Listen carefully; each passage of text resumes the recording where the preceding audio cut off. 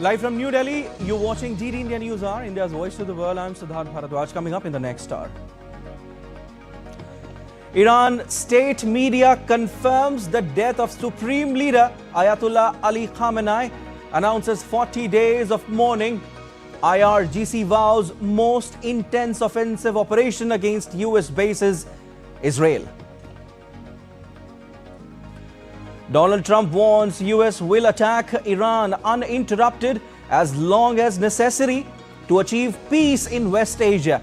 Calls Iranian people to take back the country. Heavy explosions rock Kabul as Afghanistan and Pakistan forces clash amid escalating border tensions. Afghan authorities claim of shooting Pakistan aircraft over Kabul. Prime Minister Modi to inaugurate, dedicate to the nation and lay foundation stone of various development projects in Puducherry and Tamil Nadu. And in sports, India to take on West Indies in a crucial T20 World Cup Super 8 match at Kolkata's Eden Gardens. Winner to book semi-final spot.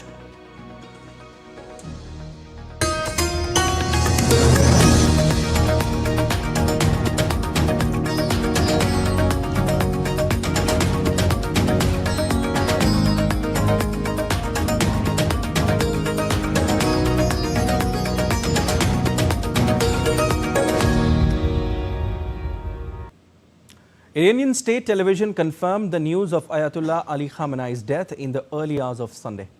A presenter on state television announced Khamenei's death at 5 a.m., that is 1:30 GMT. Iranian media also reported the deaths of his daughter, son-in-law and granddaughter. Iran state television announced a 40-day mourning period and 7 public holidays following the Ayatollah's death. 86 years old, Khamenei had been Iran's supreme leader since 1989. Khamenei's killing sets off a process under the Iranian constitution in which the Iranian president, the head of the judiciary, and one cleric from Guardian Council will form a council to lead the country.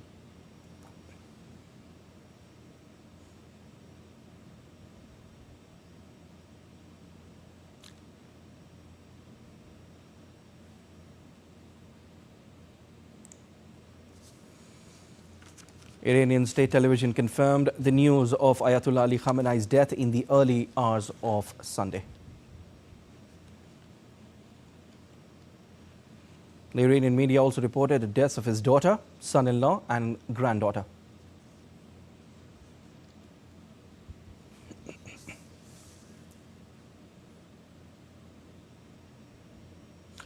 US President Donald Trump on Saturday confirmed that Iranian Supreme Leader Ayatollah Ali Khamenei has been killed in airstrikes.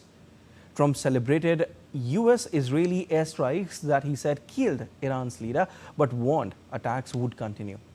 The strikes, which Trump said were aimed at destroying Iranian missiles and annihilating its navy, follow repeated US-Israeli warnings that they would strike Iran again if it pressed ahead with its nuclear and ballistic missile programs.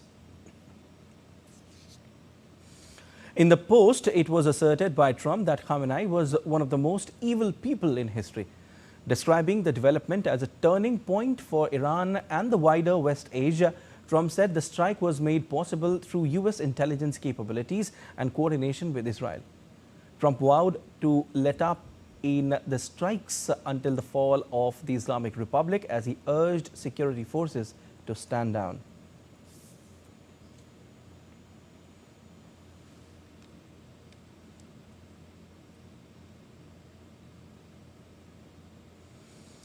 The picture up on your screen shows Trump in a suit jacket, white shirt and a white USA baseball cap, seated with US Secretary of State Marco Rubio and White House Chief of Staff Susie Wiles at a table, monitoring the operation from his Mar-a-Lago oceanfront resort in Florida.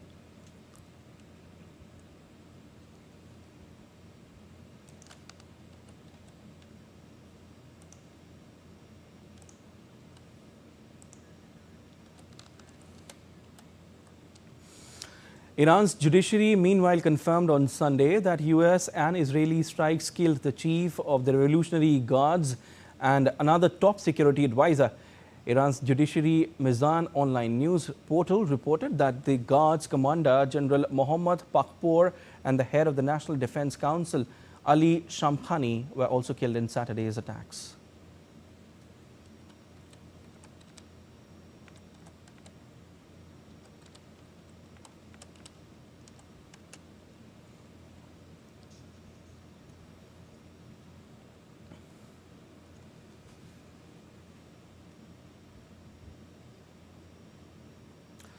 The outbreak of conflict between Israel and the United States against Iran, triggered by joint US-Israeli strikes across Iran, has drawn frantic calls for calm as deep consternation spreads across the globe. UN Chief Antonio Guterres has warned that military action in West Asia risks triggering uncontrollable consequences in the region.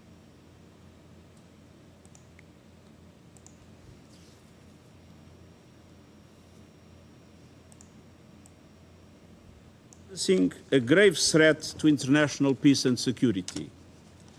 Military action carries the risk of igniting a chain of events that no one can control in the most volatile region of the world. Let me be clear, there is no viable alternative to the peaceful settlement of international disputes. Canadian Prime Minister Mark Carney underscored his support for US efforts to prevent Iran from obtaining a nuclear weapon, but noted that Ottawa was not involved with the military planning.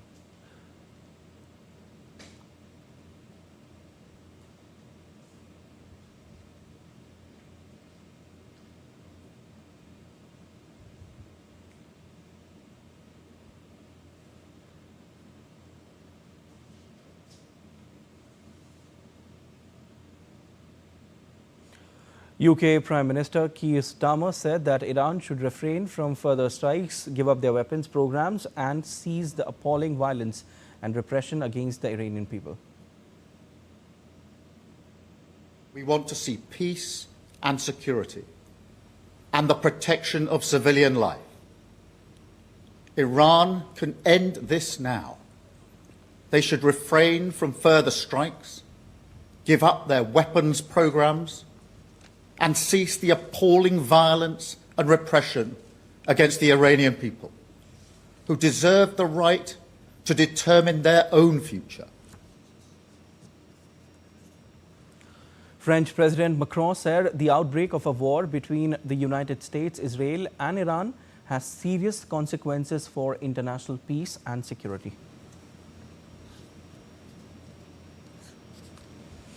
Ukraine's foreign ministry said that the cause of the current events is precisely the violence and impunity of the Iranian regime, in particular the killings and repression of peaceful protesters, which have become particularly widespread in recent months.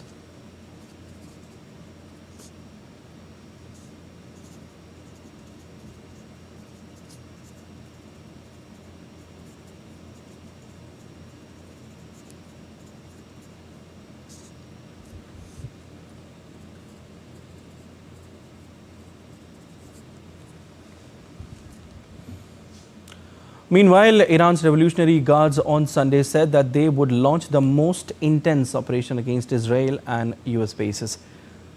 IRGC, in a social media post, said the most ferocious offensive operation in the history of the Islamic Republic of Iran's armed forces will begin any moment now.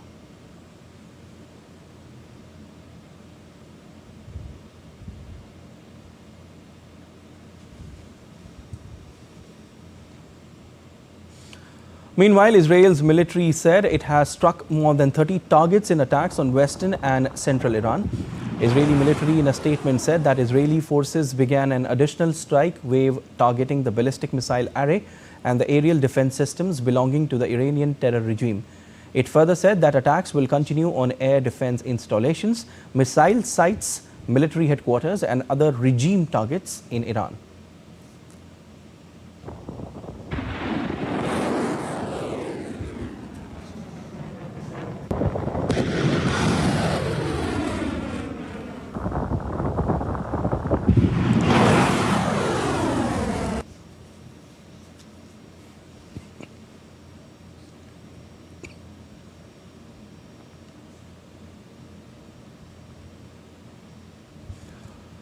Major airports were shut after US and Israeli strikes on Iran, and Iranian missile retaliation rippled through the region, unleashing one of the most severe disruptions to global aviation in years.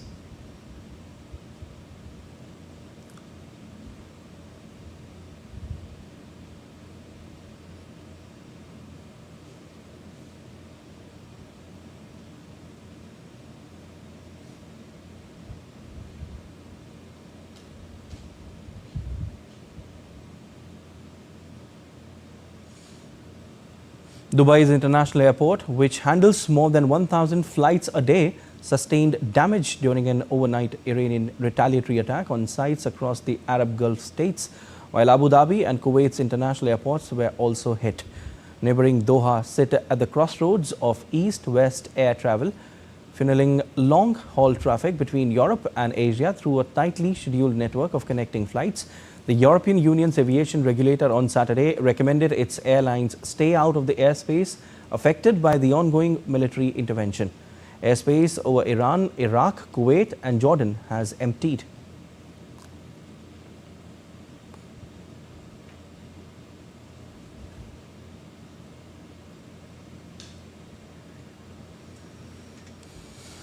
India's civil aviation authorities are bracing for widespread disruptions. The Ministry of Civil Aviation said 444 flights are expected to be cancelled on 1st of March. DGCA is maintaining close coordination with airlines to ensure full compliance with safety and operational regulations. Passengers are advised to check and confirm their flight status with the respective airlines before proceeding to the airport. Major airports remain on operational alert to manage potential diversions and ensure seamless passenger facilitation. The ministry's Passenger Assistance Control Room, PACR, continues to closely monitor passenger concerns and facilitate prompt redressal. All stakeholders are working in coordination to ensure orderly handling of affected passengers and timely assistance to all concerned travellers.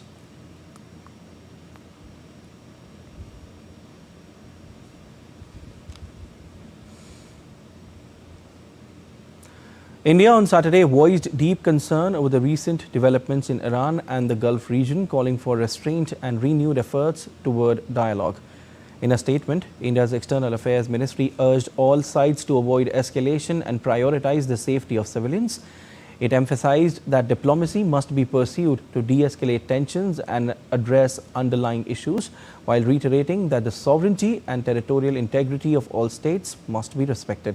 The ministry also highlighted that Indian missions in the region are actively monitoring the situation. They remain in close touch with Indian nationals and have issued advisories urging them to stay vigilant, maintain contact with the missions and follow local security guidance.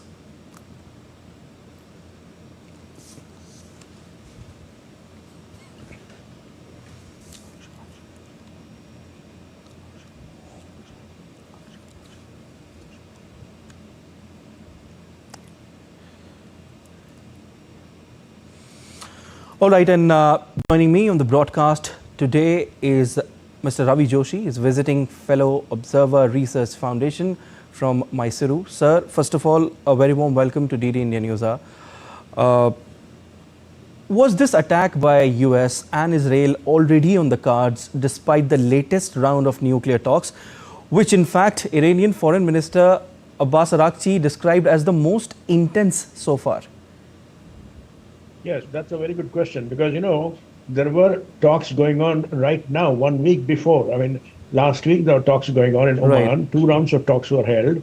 And 1 more round of talks was supposed to be held in Geneva, where an IAEA representative was supposed to go there.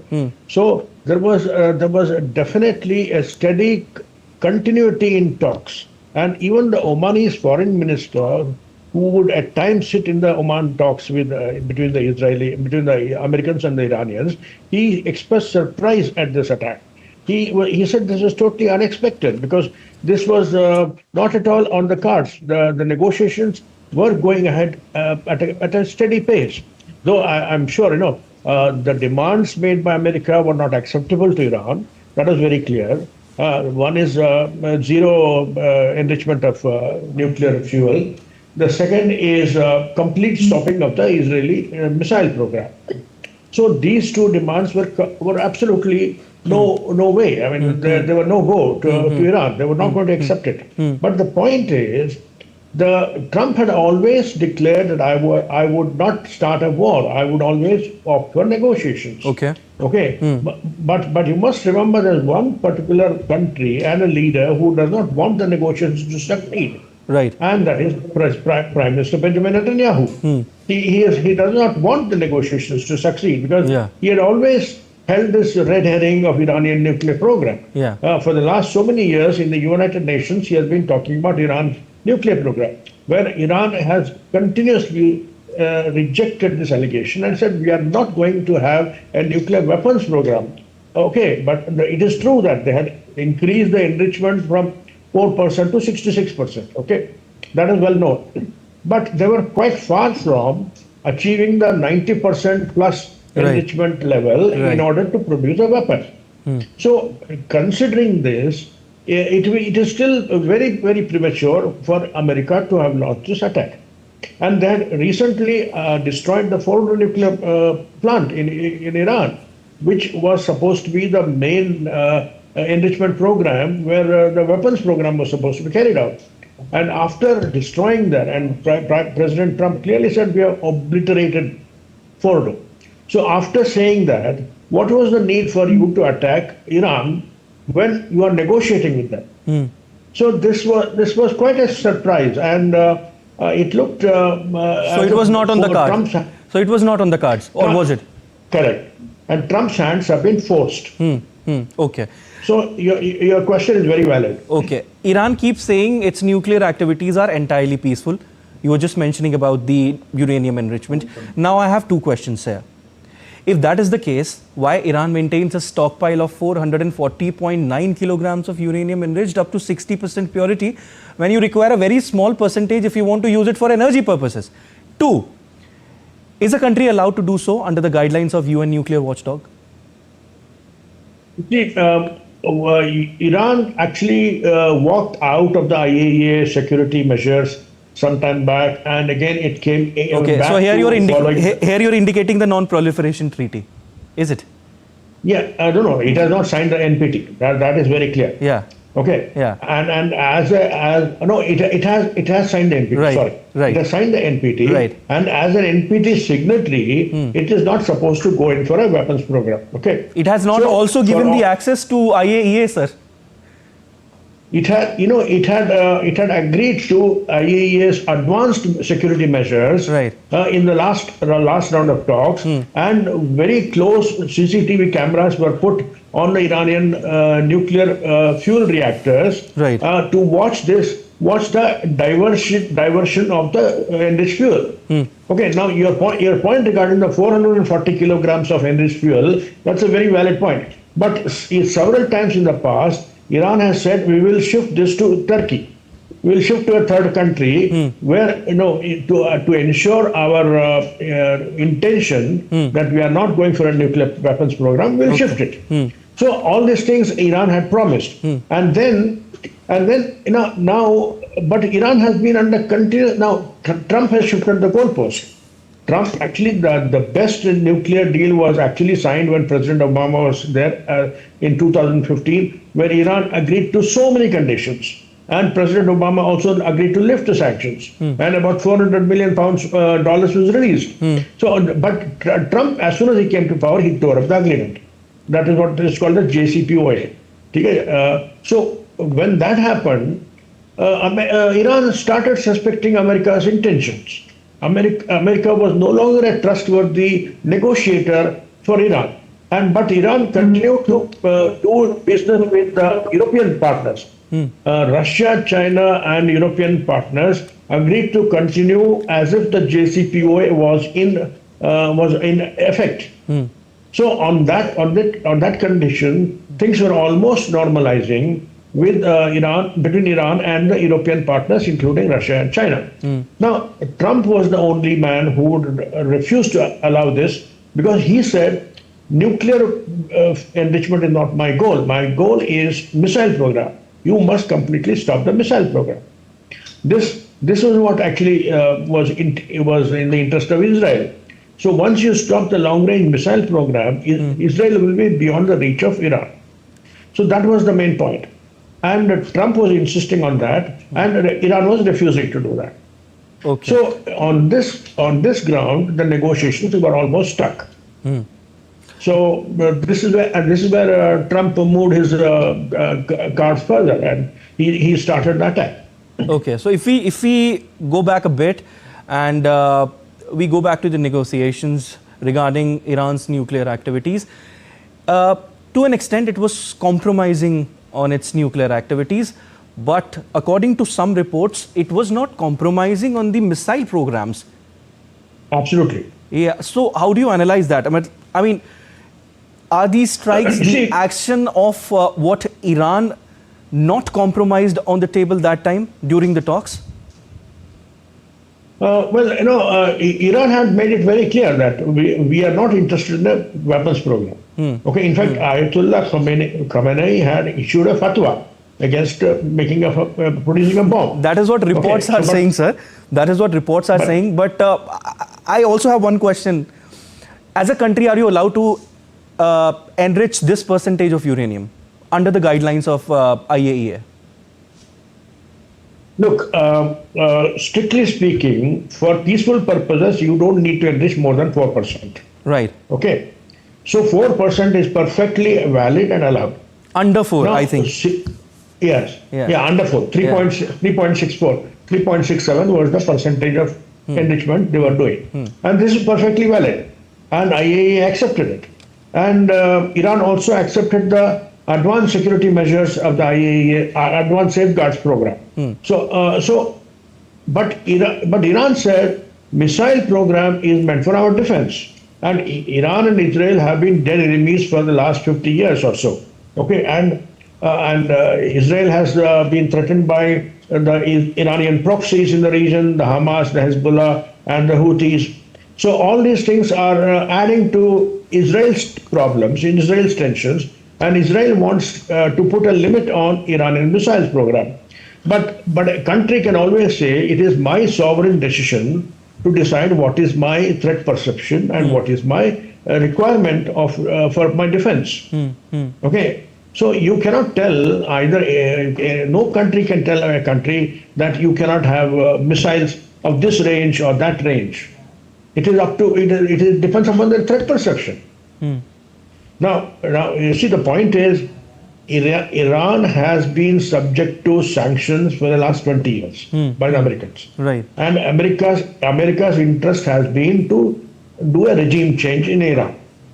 And they thought that the sanctions will push the people to do a regime change inside Iran on their own by throwing out this oppressive regime of Ayatollah Khomeini and the IRGC. Okay, this never happened. In fact, in my negotiations, in my talks with the Americans, I have always said this: I don't see any change in the Iranian people's mood against the regime because of your sanctions. Okay. Your sanctions are not working. I had told them long back, your sanctions have failed. Now, but that is where the difference between President Obama and President Trump. President Obama still wanted a peaceful negotiated settlement, where President Trump said this is not going to work. So we have to change the regime. And recently, when December 2025, when the people's protest started against the regime on the inflation and rising unemployment, etc., that time President Trump clearly said, I'm going to support the people to overthrow the regime. So this is, actually President Trump has completely upended the international order. We must understand that. The way he went and captured Nicolas Maduro in Venezuela and put him behind bars in a New York prison, that shocked the entire world. I mean, this is how no country behaves like that with another sovereign country. So Trump is the most unpredictable character in the international scene. Okay. Sir, attack also happened in other Gulf states as well. Keeping that into consideration, how do you analyze the situation in the entire West Asia now? Oh, it's very, very volatile. It's extremely dangerous and unpredictable. And the IRGC, after the death of their leader, Ayatollah Khomeini, feels completely orphaned because the IRGC was directly reporting to the Ayatollah. Okay, so they will say now they are they're unleashed. There's no control over them. There's nobody to limit their anger, to control their fury. So they will do anything. They will attack all these Gulf monarchies, which they regard as the allies of America, which they are, and they will consider all of them as legitimate targets. Okay, so far they have been attacking the American bases in the region. Now they will openly attack Dubai, Qatar, and Bahrain, and Kuwait, all these countries, and even Saudi Arabia could be a target. And we must remember that these countries, they tried to hold President Trump's hand from declaring a war. Till 2-3 days ago, they were advising President Trump, please don't declare a war, don't start a war, because it will unleash Iran's anger on them. You know, when you can't reach, your missiles can't reach Israel, you throw them anywhere it can reach. So that's what they're doing. They are throwing their missiles on any target they can reach. And all targets are now legitimate targets for the IRGC. So it's an extremely volatile, dangerous situation. And now, will these countries, how will they retaliate? Or again, of course, they will all depend upon America to retaliate. And America, Iran has vowed a strong retaliation. Iran has vowed a strong, of course. Yeah, and the IRGC has said very clearly that we are going to retaliate very, very intensely, and very heavily. Okay, is it the rhetoric, or do they mean? No, it is not rhetoric. It is not at all rhetoric. Okay. These people are now they're absolutely, they're crazy people. Actually, in the sense that they have lost their most important leader in the country. This has never happened. I mean, and their entire power structure devolves around this Ayatollah. And if Ayatollah is not there, who is there to guide the IRGC? Who is there to control the IRGC? So it's an extremely unpredictable situation. Okay, so with Supreme Leader now dead, who will run the country and what will happen to Iran? What's your reaction on that? Yes, that's the million-dollar question. Earlier there was some talk, speculation that Mustafa Khomeini, who is the son of Khomeini, will take over. But Mustafa Khomeini is the very unpopular figure. And in the people's mind, Mustafa Khomeini is an extremely corrupt man. And it is well known that he has stashed away billions of dollars in the banks in Dubai and London, and he is not very popular. And now some IRGC generals will come to the fore. It will now be taken over by the IRGC force. It will become a military-led coalition. Okay. All right, we have a breaking news coming in, sir. Thank you so much for joining in on DD India News. And the big news coming in here, several loud blasts were heard in the Dubai area and over the Qatari capital Doha for a second day on Sunday. Witnesses said after Iran launched retaliatory strikes on the neighboring Gulf states in response to US and Israeli strikes on the Islamic Republic. This is a big breaking news that we're getting here. Several loud blasts heard in the Dubai area and over the Qatari capital Doha for the second day on Sunday.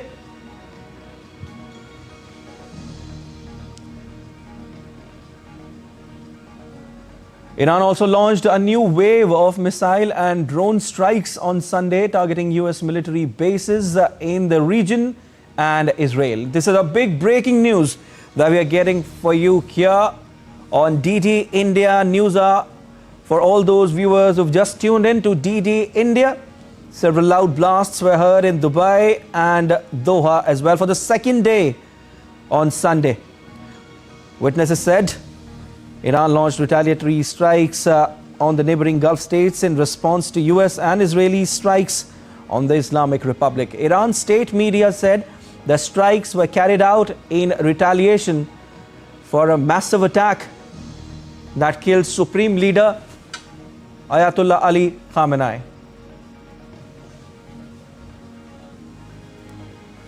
According to the Iranian state TV, 27 US bases in the region as well as Israel's military headquarters and a defense industries complex in Tel Aviv were among the targets.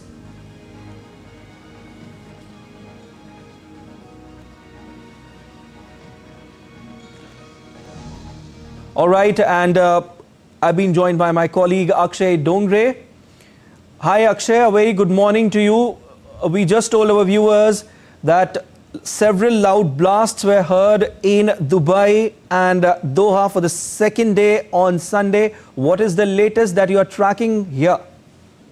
Well, Siddharth, a swarm of drone and ballistic missile attacks have been launched from the Iranian soil against these countries, especially the UAE, Qatar, Kuwait, then Israeli targets as well, along with the US forces that are stationed in the area. According to a statement that has been given by the UAE Defense Forces, 137 ballistic missiles and 209 drones launched toward the country's territory since the start of the Iranian attack have been neutralized, have been intercepted, which gives you an idea of the scale of attack that is being carried out from the Iranian soil. So over 130 missiles were launched towards UAE alone, and over 200 drones are launched towards the UAE to target areas.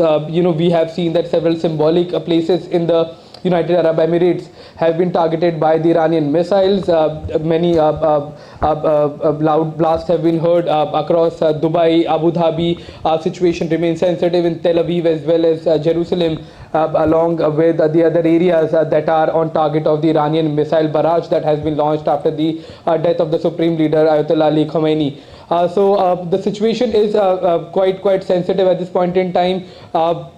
The IRGC, the Iranian Revolutionary Guard Corps, has given out a statement stating that they are just minutes away from, and this was a statement given earlier in the morning, that they are just a few minutes away from launching one of the most devastating, one of the most brutal assault attack against the adversaries, and have been calling the US and the Israeli forces as evil in the region. So the reason that is popping in the heads of many people is why, if there is a battle between Israel, US and Iran, then the attack and the targets are these countries, including Bahrain, Kuwait, UAE.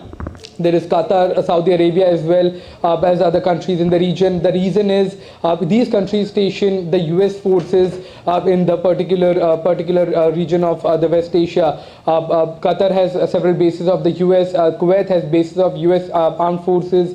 UAE also has similar forces. Saudi Arabia has these forces where the US military is stationed. Their aircraft are stationed, and from there these forces can launch attack against the Iranian soil. So that is why these countries are also on the target of the Iranians. And it seems that as far as the day is concerned, it is going to be quite dramatic as well as eventful when it comes to these exchanges are concerned, the attacks that are taking place from Iranian soil onto these countries. And we are also seeing that condemnation is coming. However, it's just a matter of time before the retaliation also starts from these countries against the Iranian soils that is targeting these countries. We are talking about the Arab allies of the US and Israel. Okay, Akshay, stay with us. And India issues another advisory. The advisory stated that all foreign nationals in India who have had to change their travel plans due to the ongoing developments in the West Asia region and need assistance with the extension of their visa or to regularize their stay are requested to contact the nearest Foreigners Regional Registration Office or FRRO. The FRRO concerned will help with necessary formalities. This is the advisory, in fact, another one issued by India. And it stated that all foreign nationals in India who have had to change their travel plans due to the ongoing developments in the West Asia region and need assistance with extension of their visa or to regularize their stay are requested to contact the nearest Foreigners Regional Registration Office or FRRO. The FRRO concerned will help with necessary formalities. This is a second advisory issued by India. India had also issued the first advisory earlier, and this is the second one which India has issued just a while back.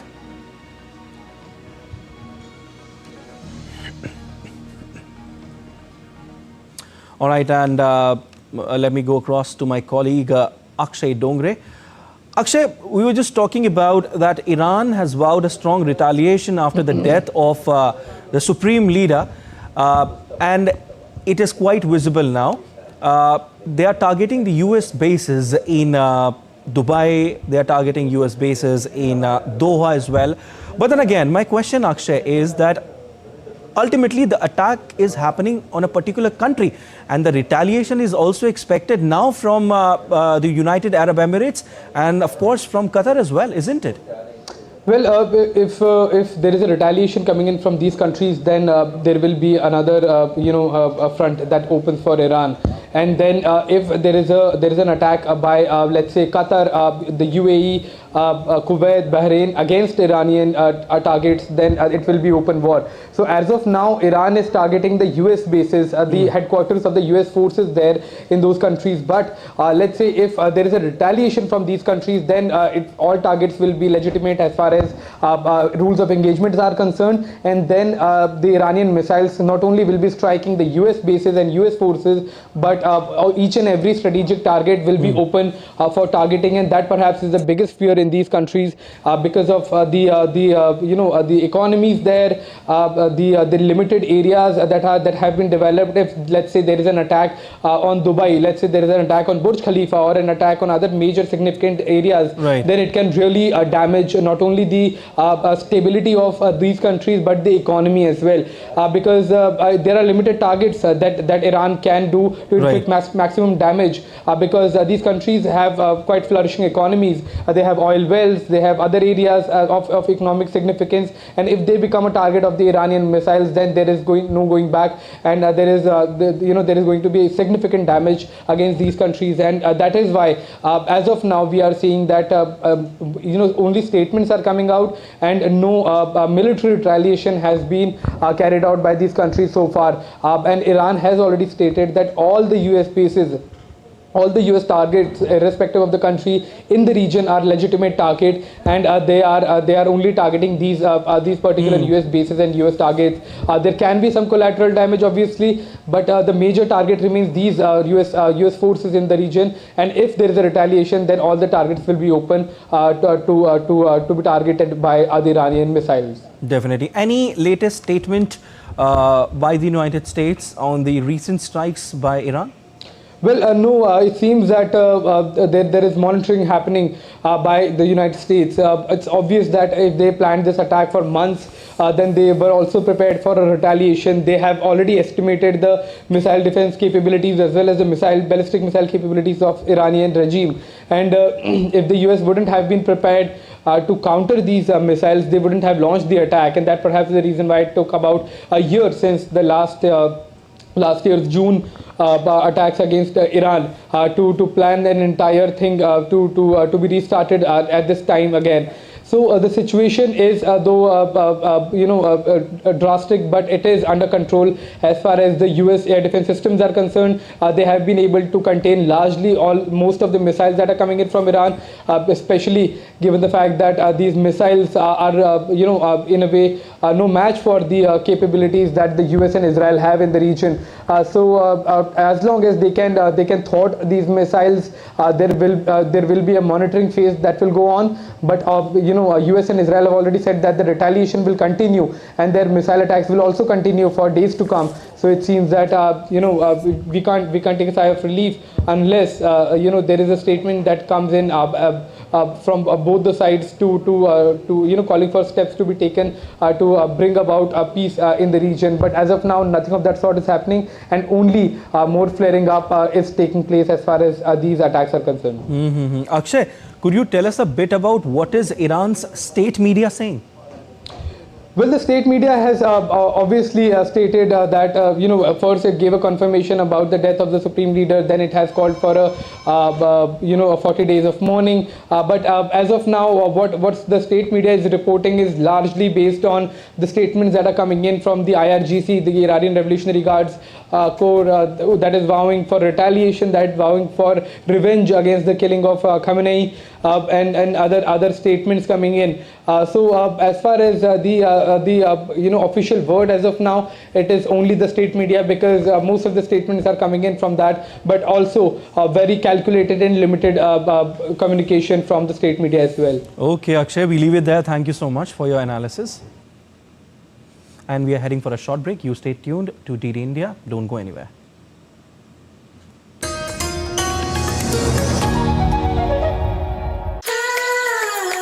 The land of forests, nature's hidden jewel. Jharkhand is a traveler's paradise. Get ready for a sensory extravaganza, complete with ancient traditions and world-class lifestyles, breathtaking scenic beauties and heart-stopping adventure.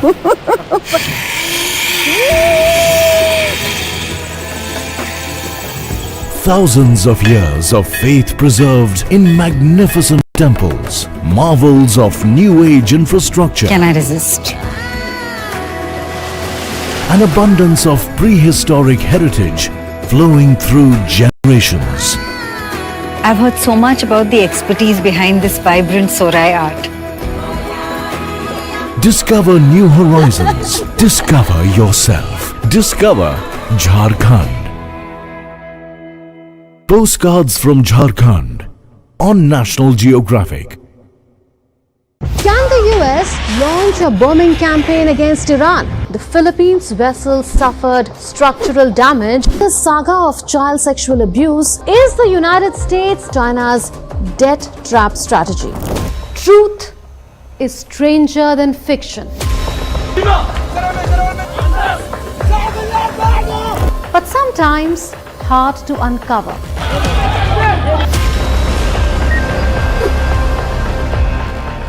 Trust us to tell the truth, unadulterated and pure, of every story that matters to you.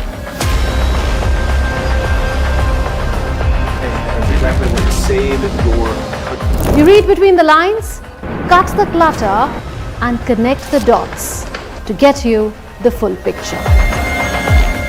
Watch Connecting the Dots at these times with me, only on DD India.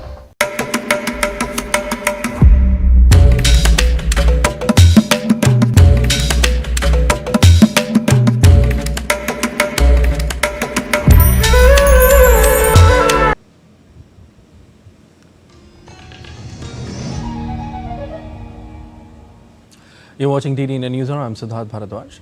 Prime Minister Narendra Modi will inaugurate, dedicate to the nation and lay the foundation stone of multiple projects aimed at strengthening infrastructure, urban services, industrial development, education, healthcare and sustainable growth in Puducherry.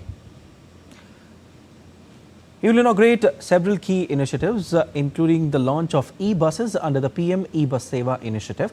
He will also inaugurate the composite engineering block, Dr. APJ Abdul Kalam Block and Ganga Hostel of National Institute of Technology, Karaikal. Further strengthening higher education and healthcare infrastructure in the region, Prime Minister will dedicate to the nation the 750-acre Karasur Siddharpet Industrial Estate, which will house a pharma park, textile park, IT park, state-of-the-art research and development center of IIT Madras, and advanced healthcare facilities of Jipmer, thereby providing a major boost to industrial growth and employment generation in the region.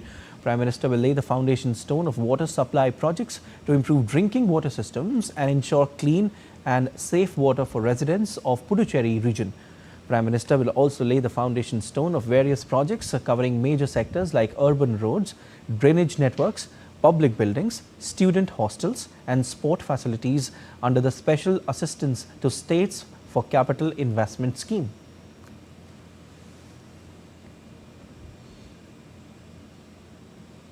With a focus on development in southern India, Prime Minister Narendra Modi will also visit Tamil Nadu. In Madurai, he will launch and lay the foundation stone for infrastructure projects worth over Rs 4,400 crore and address a public gathering. With development-led focus of the southern region of India, Prime Minister Narendra Modi will pay an official visit to Tamil Nadu and Puducherry. In Madurai, the Prime Minister will inaugurate, dedicate to the nation and lay the foundation stone and inaugurate infrastructure projects worth over 4,400 crore rupees in Madurai. The project aims at enhancing connectivity, improving mobility and accelerating regional economic development. Followed by the inauguration, Prime Minister Modi will address the gathering on the occasion. If we talk about the projects which are to be inaugurated by Prime Minister Modi in Madurai, these include Prime Minister Modi to lay foundation stone for four-laning of Marakanam Puducherry section of NH 332A. Foundation stone also for Paramakudi Ramanathapuram section of NH 87. Project to ensure seamless connectivity among key national and state highways, better access to key destinations, Mamallapuram, Kalpakkam Atomic Power Station, and Oroville. Stronger links for coastal villages with Vilupuram district headquarters. Project to boost tourism and regional economic activity. The four-laning of Paramakudi, Ramanathapuram four-laning to improve access to Madurai, Rameswaram and Dhanushkodi. It will strengthen multimodal connectivity linking major railway stations, airports and ports. Corridor is aligned with Prime Minister Gati Shakti principles to integrate key economic nodes in the region. Prime Minister to inaugurate and dedicate rail projects including redeveloped stations under Amrit Bharat Station Scheme. Redeveloped nations include Morapur, Bomidi, Srivilliputtur, Sholavandan, Manaparai, Pollachi Junction, Karaikudi Junction and Thiruvarur Junction. Prime Minister to also dedicate to the nation the Chennai Beach, Chennai Egmore fourth line to enhance rail operational efficiency. To further strengthen broadcasting services in Tamil Nadu, Prime Minister will inaugurate 3 new Akashvani FM relay transmitters at Kumbakonam, Yerkod and Vellore. Later, Prime Minister will perform darshan and puja at Arulmigo Subramanya Swami Temple at Tiruparankundaram. In an all-important visit, Prime Minister Narendra Modi's next destination is Madurai of Tamil Nadu, where Prime Minister Narendra Modi will be laying key foundation stones of multiple projects that will not only benefit the common citizens, but will also open many doors and opportunities for the people and for the betterment of the economy of Madurai. With camera person Mohit, this is Deepika reporting for DD India from Madurai, Tamil Nadu. All right, and my colleague Deepika joins me from Madurai, Tamil Nadu. Hi Deepika, a very good morning to you. What's the latest that you're getting for us from there? Good morning, Siddharth. We are right now in Madurai, and at 3 o'clock in the afternoon, according to the Indian Standard Time, Prime Minister Narendra Modi is going to arrive in Madurai, where he will gift Madurai a lot of infrastructural-led projects. This includes development for highways, this includes development for FM, relay transmitters. This also include 8 Amrit Bharat stations and its development. So the overall project that is aimed at driving the pathway of Tamil Nadu to progress is costing at around 4,400 crore rupees that Prime Minister Narendra Modi is going to lay the foundation of and also inaugurate. And apart from that, Prime Minister Narendra Modi will then visit the temple here, Arulmugai temple, and then after that he will of course perform darshan and puja there, and after that Prime Minister Narendra Modi is scheduled to attend a public rally and address the people of Madurai here in Tamil Nadu. So this is the day schedule of Prime Minister Narendra Modi, where the plan begins with all the infrastructural-led projects with its announcement and laying the foundation stone, where Prime Minister Narendra Modi will also be visiting the exhibition at the airport itself, near the airport, where the National Highways road plan is also has been laid down, where Prime Minister Narendra Modi will be taking a look of it, that how the development project is going to look like. So this is how Prime Minister Narendra Modi is going to have his schedule here in Madurai from 3 o'clock onwards, Siddharth. Definitely, and I believe, Deepika, you are at the rally ground right now. How is the reaction coming in from people? What are they saying? How happy are they? We are not at the rally ground, Siddharth. We are at the official function where Prime Minister Narendra Modi is going to lay the foundation stone of various development-led projects. And this is the place where the foundation stone of the national national highways is going to take place. That includes various development-led projects like the 4-laning of Malakkaram, Puducherry section of NH 332A. Apart from that, 4-laning of Paramakudi and Ramanathapuram, which is the section of NH 87, is going to take place. If you talk about the national National Highways project, it costs somewhere around 4,010 crore rupees, apart from the rest of the projects which Prime Minister Narendra Modi is going to lay and inaugurate today. Prime Minister Narendra Modi at this particular location where we are is going to visit the exhibition also, which has been prepared for Prime Minister's Prime Minister's knowledge, that how the projects are going to look like and how they are going to ease the economy of Madurai by not only aiding to the economic prospects of Madurai but also making the lives of common people of Madurai easy, because this will connect various important places, not only the religious places but places which are of economic importance to Madurai. Siddharth. Okay, Deepika, we leave it there. Thank you. And time now for some sports news. India's T20 World Cup 2026 campaign has reached a decisive moment. After an unbeaten group stage and a mixed Super 8 run, the men in blue now face a virtual quarter-final against the West Indies at Eden Gardens in Kolkata this Sunday. With a semi-final berth on the line and no room for error, it's a clash that promises high intensity and high stakes. Here's more. The Indian cricket team's hopes of qualifying for the T20 World Cup 2026 semi-finals rest entirely on the result of their final Super 8 encounter against the West Indies at the Eden Gardens. Reigning champions India sailed through the group stage unbeaten, but their title defence took a serious hit with a loss to South Africa in their Super 8 opener. Under pressure, they responded strongly with a commanding 72-run win over Zimbabwe to stay alive in the race.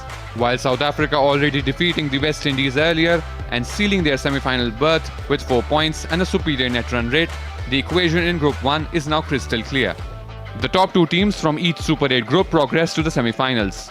For India, the scenario is simple: beat the West Indies and qualify alongside South Africa. A win would take India to 4 points, while the Windies would remain on 2. However, a loss would end India's campaign.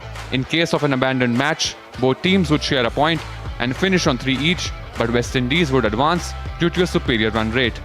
Conditions also play a key role. Eden Gardens has already produced high-scoring contests in this World Cup, with an average first innings score of around 180, and the 200 mark has been crossed twice. While the surface has offered assistance to both batters and bowlers, dew remains a potential factor in the night game. Interestingly, while India dominate the overall T20I head-to-head, the trend shifts in T20 World Cups. The West Indies have won 3 of their 4 World Cup meetings against India, with India's only victory coming in 2014. At Eden Gardens, though, India enjoy a perfect 4-0 T20I record against the Caribbean side. For India, it's a straightforward win and move forward, lose and go home. A semi-final spot, pride and title defence hopes all hinge on one final Super 8 showdown. Sports Desk, DD India. In another encounter, Zimbabwe will need to fix their bowling woes against a skillful South Africa as they aim to end their T20 World Cup campaign on a high in their final Super 8 fixture in Delhi today. Reaching the Super 8 as group toppers was part of the success story for Zimbabwe, and inspired by their leader Sikandar Raza, they would be determined to push South Africa to the limit. Zimbabwe will have to come up with a better bowling performance after conceding more than 250 runs in the previous 2 Super 8 games against West Indies and India. On the other hand, Proteas will strive to continue their unbeaten run with their batters and bowlers in top form. Thought it is a dead rubber with South Africa already through to the semi-finals and Zimbabwe eliminated from the race following back-to-back losses.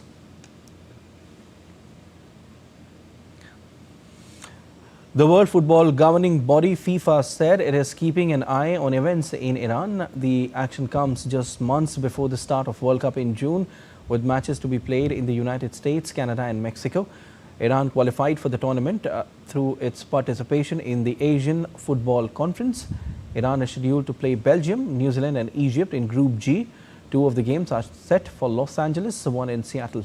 FIFA Secretary General said, "We had a meeting and it is premature to comment in detail, but we will monitor developments around all issues around the world."